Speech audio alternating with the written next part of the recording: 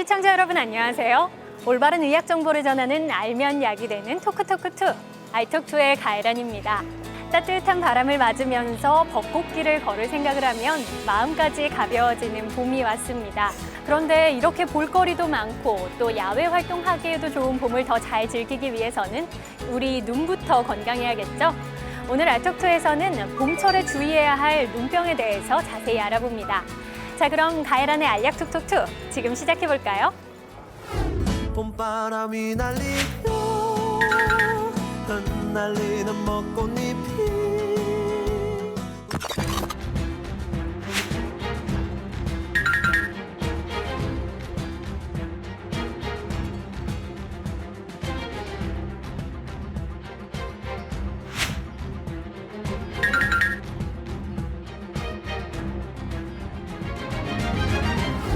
꽃가루나 황사, 미세먼지 같이 걱정할 수밖에 없는 것들이 있거든요. 각막 표면이 나빠져서 염증이 생기게 돼서 시력이 저하가 되게 됩니다. 이 선글라스를 우리가 멋으로만 생각을 했었는데 실제로 눈 건강에 많은 도움이 되나 봐요. 안경 색깔이 진하다고 반드시 자외선 차단 효과가 좋은 것은 아닙니다. 봄철 눈병에 안 걸릴 방법이 있다, 없다. 네, 봄철 눈 건강에 대해서 이야기 나눠봅니다. 안과 주청기 선생님 모셨습니다. 안녕하세요. 안녕하세요.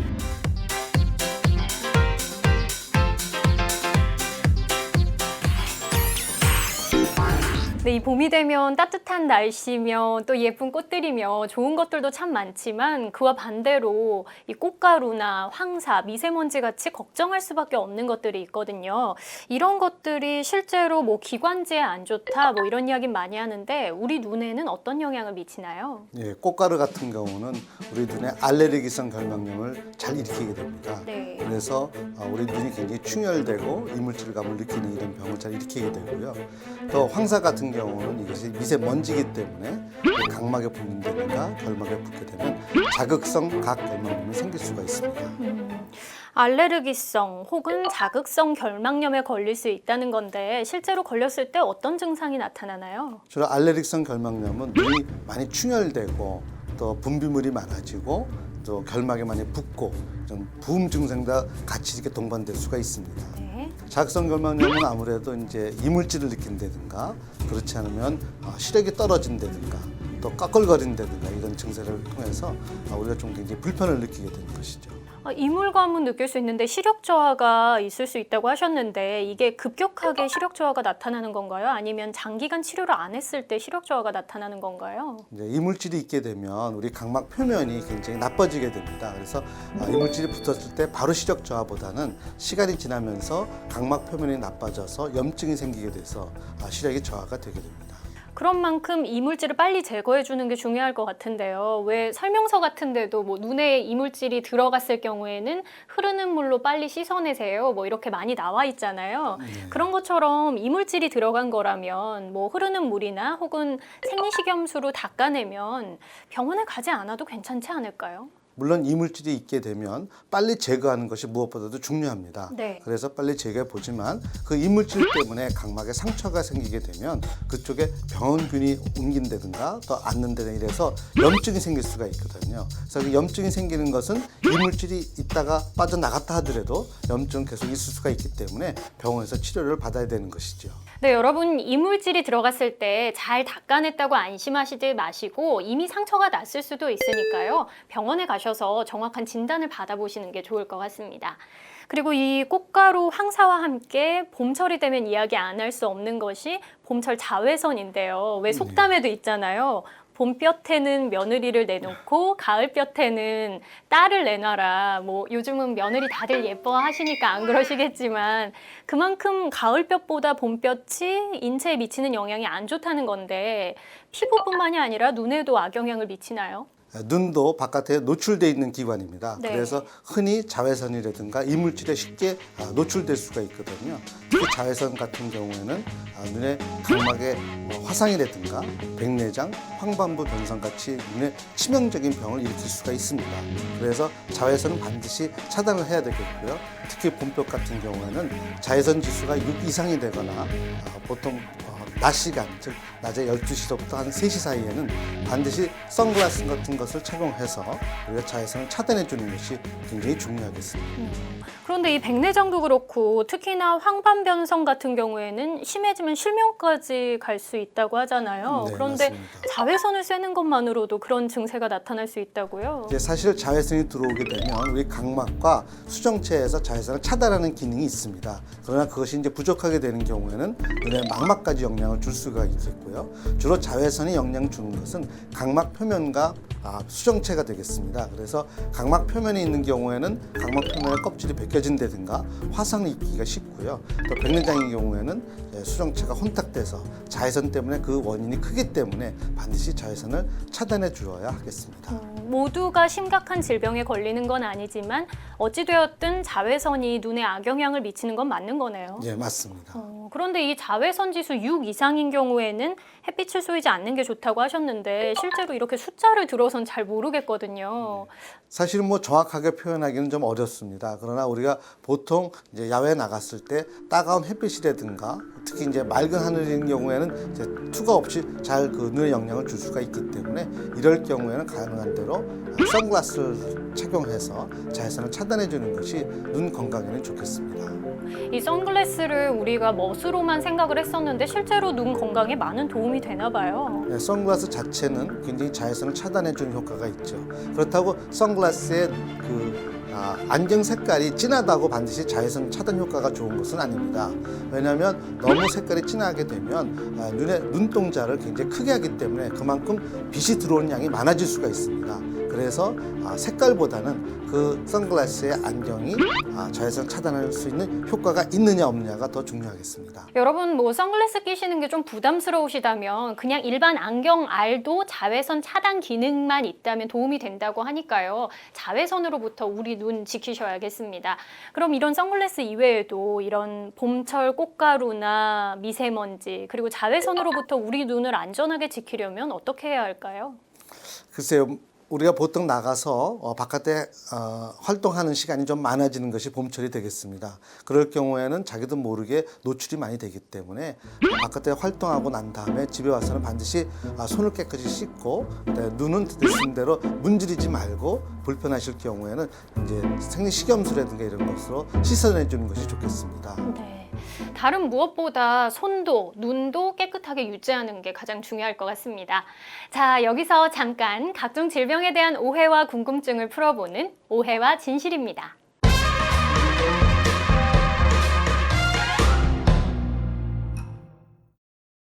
네, 오늘의 오해와 진실, 눈을 많이 비비면 눈병에 걸린다. 실제로 그런가요? 사실 눈을 비비는 것은 굉장히 눈에 안 좋습니다.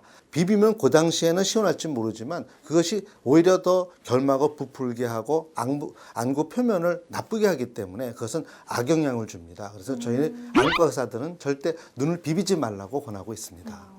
그런데 이게 이럴 때는 생리식염수를 사용해서 씻어내라고 하는데 집에 없는 경우도 많잖아요. 그냥 물을 씻어내도 괜찮은가요? 보통 흐르는 물은 굉장히 깨끗하다고 볼 수 있는데 고여있는 물, 이 물들은 굉장히 혼탁이 될 수가 있고 오염이 될 수가 있기 때문에 그것은 오히려 눈병을 걸리게 할 수 있는 그 자원이 될 수가 있습니다. 네, 명쾌하게 대답해 주셨습니다. 여러분, 눈에 이물질이 들어갔다면 불편하시더라도 절대 비비지 마시고요. 흐르는 물에 씻어내시는 게 가장 좋다고 합니다. 네, 오늘은 눈에 대해서 이야기 나눠보고 있는데요. 여기서 잠깐 보고 올 것이 있죠? 우리 몸을 더욱 건강하게 하는 알약 튼튼입니다.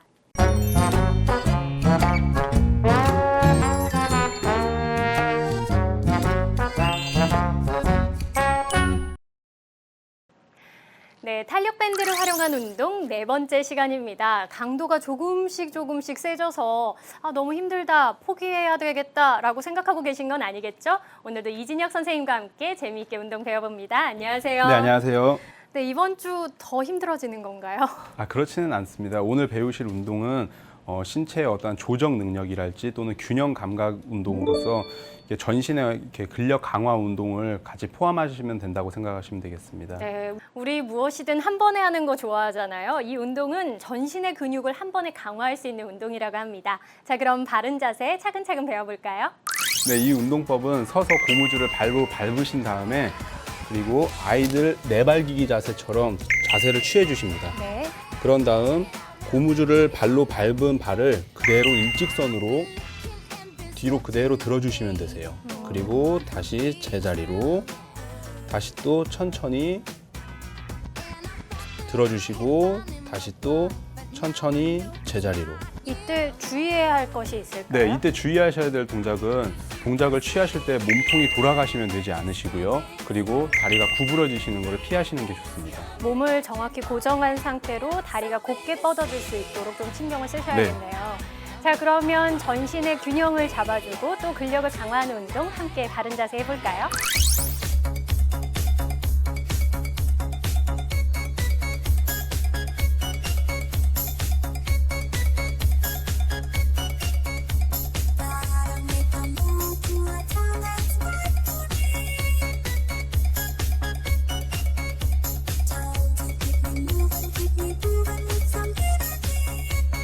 여러분 건강하게 살아요.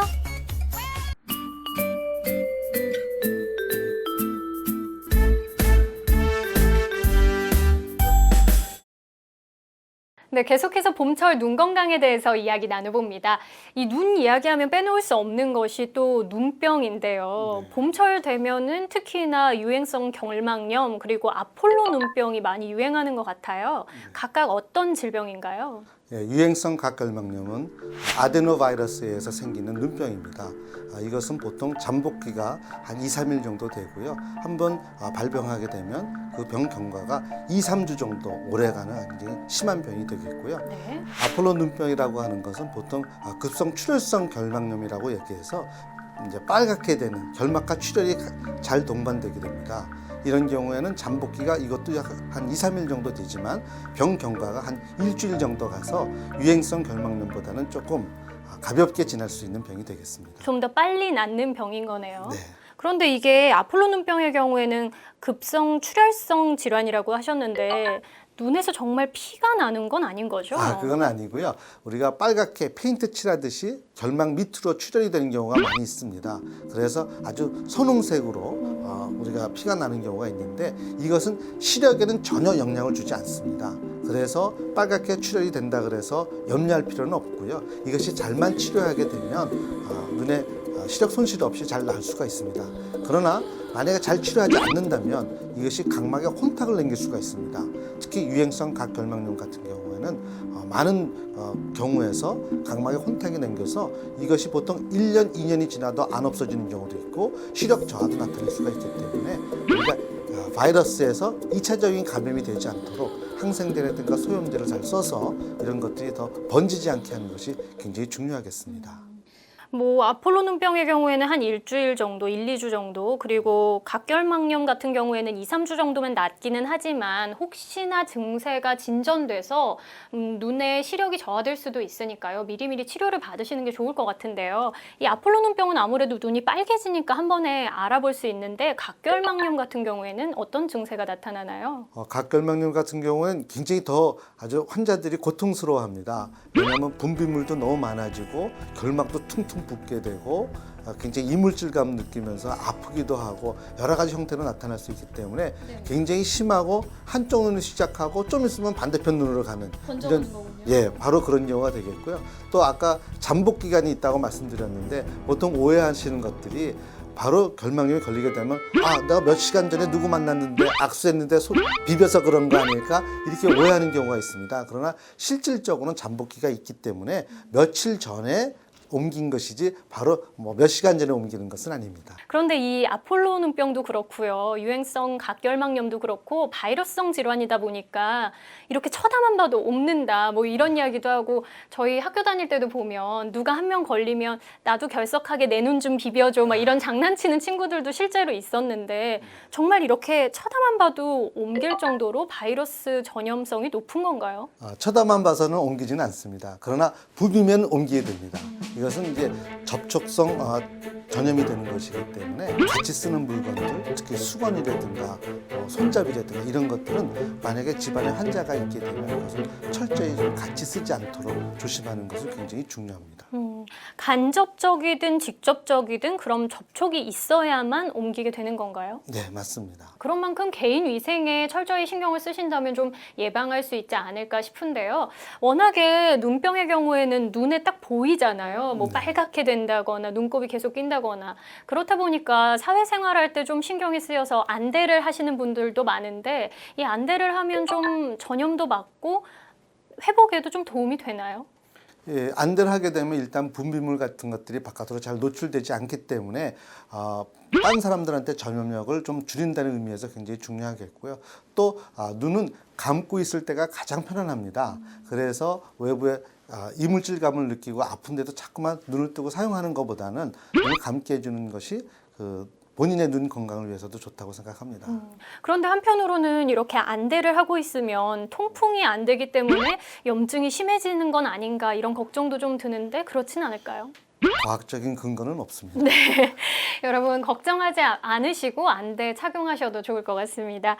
이게 어떤 것보다도 빨리 가서 치료를 정확하게 받는 게 가장 중요할 것 같은데요. 병원에 가면 어떤 치료가 진행이 되나요? 보통 이제 바이러스성 결막염이랑 각막염이 생기게 되면 우리 외부의 방어벽을 깨트리게 됩니다. 그래서 이 바이러스가 문제가 되는 것이 아니라 이 방어벽이 깨지면서 2차적으로 세균 감염이 되는 것이 큰 문제가 될 수가 있거든요. 그래서 일단은 소염제라든가 이런 걸 써서 증세를 좀 감소시켜주고 두 번째는 이제 예방적으로 항생제를 써서 2차적으로 세균이 감염되는 것을 막아주고 이런 역할을 해주게 됩니다. 치료가 어려운 편인 건 아닌 거네요. 치료가 어렵진 않은데요. 그렇다고 치료한다 그래서 2, 3주 걸릴 것이 1, 2주 땡겨지는 것은 아닙니다. 단 그 걸리는 기간 동안에 약간 약하게 앓고 지나간다 이렇게 생각하는 것이 맞겠습니다. 네, 이 기간을 당겨주진 못하지만 심각한 질환으로 발전하는 것은 분명히 막아줄 수 있으니까요. 여러분 흔히 보는 눈병이라고 해서 가볍게만 여기지 마시고 정확한 진단 받으셔서 치료 받으셔야겠습니다. 오늘은 봄철에 눈을 건강하게 지키는 방법에 대해서 다양한 이야기 나눠봤는데요. 아직 끝나지 않았죠? 한 줄로 요약해보는 톡톡 처방입니다.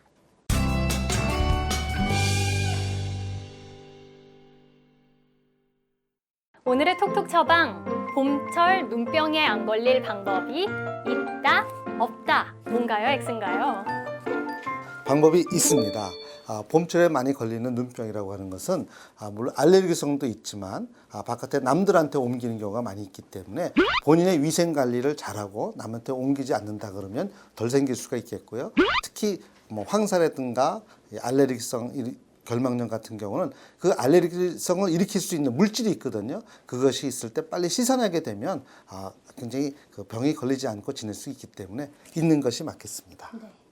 다른 무엇보다 개인 위생 철저하게 신경 쓰시고요. 그리고 이물감이 느껴지고 자꾸만 눈이 불편하다면 혼자서 해결하려고 하지 마시고 병원에 가셔서 정확한 진단과 치료를 받으신다면 봄철에도 눈을 건강하게 지키실 수 있을 것 같습니다.